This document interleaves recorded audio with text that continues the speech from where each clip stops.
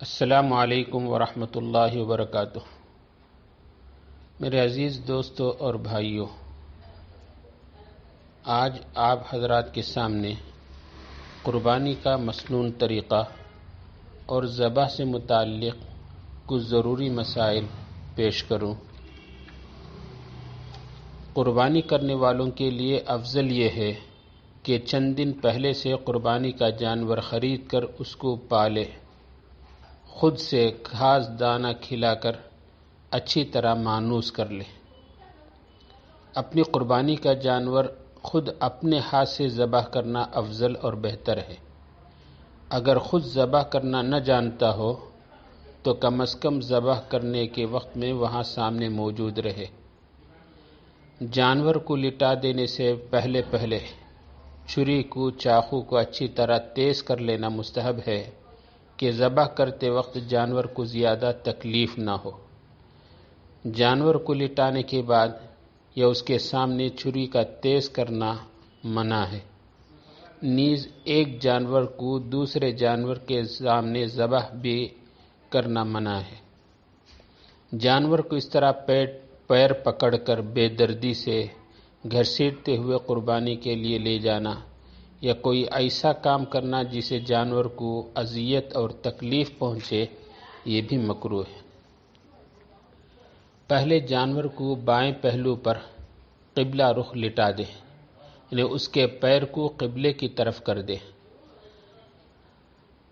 ذبح کے وقت دل سے نیت کر لے۔ اگر بڑے جانور میں حصے دار متعین ہو چکے ہوں، خریدتے وقت ہی نیت کر لے ہوں تو یہی کافی ہے۔ ذبح کرنے کے وقت پھر سے ہر ایک کا نام لینا ضروری نہیں۔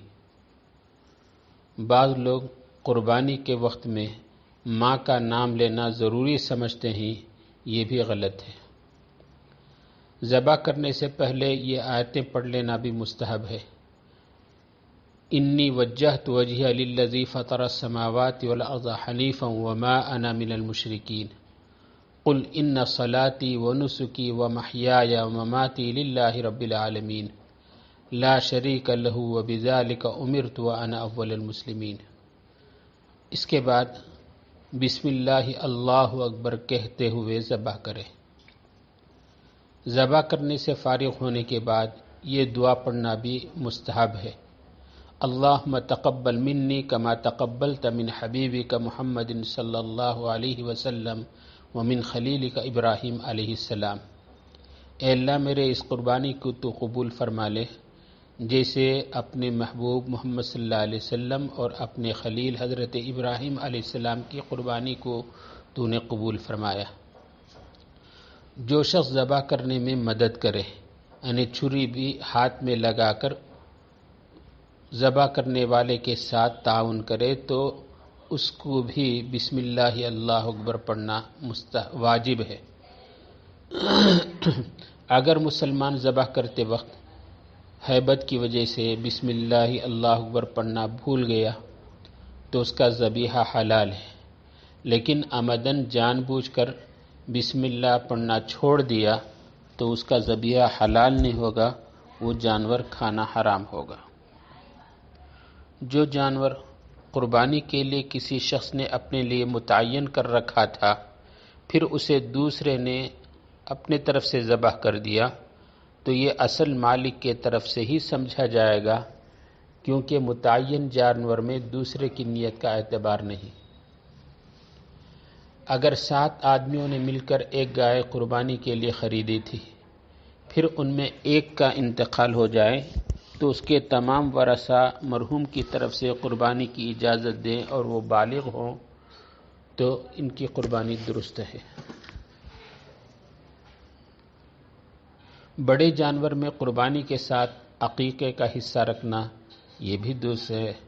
اسی طریقے سے اگر کسی کا نکاح ہوا، ولیمے کے لیے 1-2 حصہ لینا یہ بھی جائز ہے، کیونکہ ولیمہ کرنا بھی سنت ہونے کی وجہ سے باعث ثواب ہے۔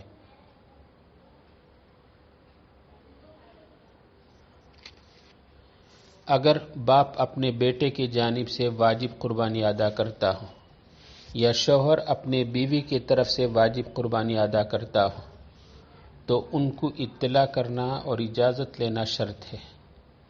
اگر نفل قربانی ہے تو اس کی اطلاع کرنا یا ان کی اجازت لینا ضروری نہیں۔ واجب قربانی ان کی اطلاع کے بغیر وہ ادا نہیں ہوگی، صحیح نہیں ہوگی۔ اب آگے ذبح کا طریقہ۔ جانور کے گلے میں 4 رگیں ہوتے ہیں۔ نمبر 1 حلقوم، سانس کی نالی کو کہا جاتا ہے۔ نمبر 2 مری، کھانے پانی جانے کے نالی کو کہا جاتا ہے۔ اور 2 ودجان، یعنی 2 رگیں خون کے جانے کے لیے ہوتی ہیں۔ تو جانور کے گردن کو کاٹتے وقت میں ان 4 رگوں میں سے 3 رگوں کا کاٹنا ضروری ہوتا ہے۔ اگر صرف 2 رگیں کٹی، تھوڑا سا خون بہہ گیا، 3 رگیں مکمل نہیں کٹی تو وہ ذبیحہ حلال نہیں ہوتا۔ عام طور پر ہم لوگ ذبح کرتے وقت میں 1-2 رگیں کٹ جاتی ہیں اور اس کے بعد اسے چھوڑ دیتے ہیں۔ قصائی چھری لے کر خود اپنی طرف سے کچھ 1-2 رگ کاٹ دیتا ہے۔ یہ طریقہ صحیح نہیں ہے، اس سے ذبیحہ حلال نہیں ہوگا۔ اس لیے ہم رگوں کو کاٹتے ہوئے پوری طریقے سے چھری کو اندر تک اطمینان ہو جائے، اس طریقے سے پورے رگوں کو کاٹ لے۔ اگر کوئی حلق کے بجائے گردن پیچھے گدی کی طرف سے ذبح کرے تو یہ ذبح کرنا مکروہ ہے، تاہم اگر رگیں کٹ جائیں تو حلال ہے۔ اگر ذبح کرتے وقت میں گردن کو الگ کر دیا تو یہ مکروہ ہے، مگر ذبیحہ حلال ہو جاتا ہے۔ ناواقفیت کی وجہ سے مرغی کو اگر ذبح کر دیں تو پوری طریقے سے تیز چھری سے کاٹ دیں تو کبھی گردن الگ ہو جاتا ہے، تو اس طریقے سے کرنا مکروہ ہے، لیکن ذبیحہ حلال ہو جائے گا۔ عورت کو بھی مرد کی طرح جانور کے ذبح کرنے کی اجازت ہے، ذبح کر سکتی ہے، تو یہ بھی بلا شبہ حلال ہے۔ اگر کوئی نابالغ بچہ ہے، شعور اور احساس رکھتا ہے، 10-12 سال کا بچہ بسم اللہ پڑھنے اور ذبح کرنے کی قدرت رکھتا ہو تو اس کا ذبیحہ بھی حلال ہے۔ اگر کوئی مسلمان گونگا ہے، زبان سے بول نہیں سکتا، تو اس کا ذبیحہ بھی حلال ہے، کیونکہ وہ زبان کی معذوری کی وجہ سے بسم اللہ پڑھنے پر قادر نہیں، لیکن اس کا مسلمان ہونا کافی ہے۔ قادیانی کافر ہیں، ان کا ذبیحہ حرام ہے۔ اگر کوئی قادیانی اللہ کے نام لے کر ذبح کرے تب بھی وہ جانور حلال نہیں ہوگا، وہ مردار ہوگا۔ قربانی کے جانور کو ذبح کرنے کے بعد اس کے گوشت کو مستحب یہ ہے کہ 3 حصہ کرے۔ یہ خود اپنے گھر کے لیے، ایک حصہ رشتہ داروں کے لیے اور ایک حصہ غریبوں کے لیے۔ اگر کوئی بڑی فیملی ہے، کنبہ خاندان کے افراد بہت زیادہ ہیں، 1/3 سے زیادہ اپنے پاس رکھ لیا تو بھی کوئی حرج نہیں، لیکن قربانی کے جانور میں غریبوں کا بھی حصہ ہوتا ہے۔ غریب گوشت لینے کے لیے آئیں تو اسے بے رحمی سے دھتکارنا صحیح نہیں ہے۔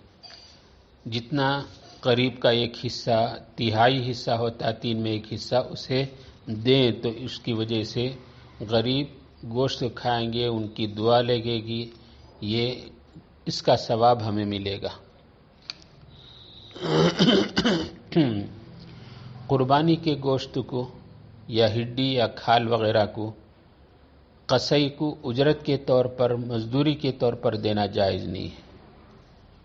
قربانی کے گوشت کو اگر بیچ دیا یا اس کے کھال اور چمڑے کو بیچ دیا تو اس کا صدقہ کرنا، اس کی قیمت کا غریبوں کو درمیان صدقہ کرنا ضروری ہے۔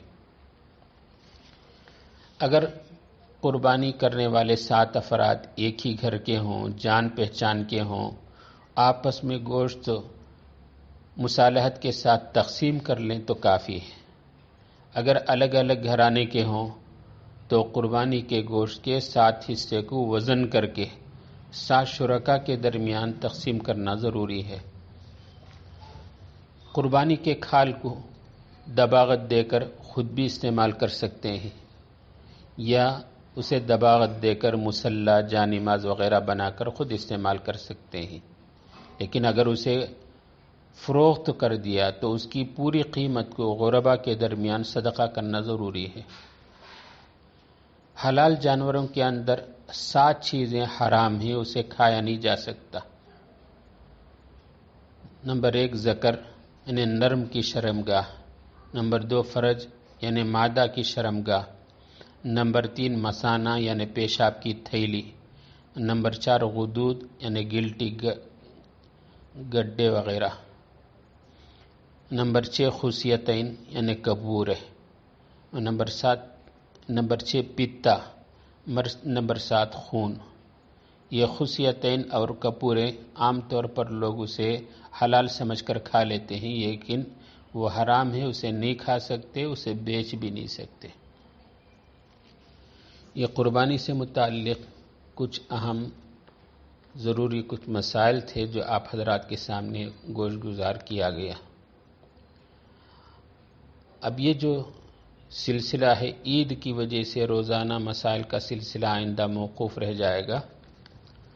البتہ خانقاہ محمودیہ کے کچھ احباب کے اصرار کی وجہ سے جو ہمارے شیخ دامت برکاتہم سے متعلق ہیں، ان کے اصرار کی وجہ سے صرف ہفتے میں 1 مرتبہ یعنی ہر جمعرات کو 10 سے 15 منٹ تک تصوف، اصلاح اور اخلاق سے متعلق کچھ ضروری باتیں قرآن و حدیث کی روشنی میں انشاءاللہ پیش کی جائیں گی۔ سامعین اس سے رابطہ رکھیں تاکہ ہمارے اعمال میں ترقی ہو۔ اللہ تبارک و تعالی قبول فرمائے۔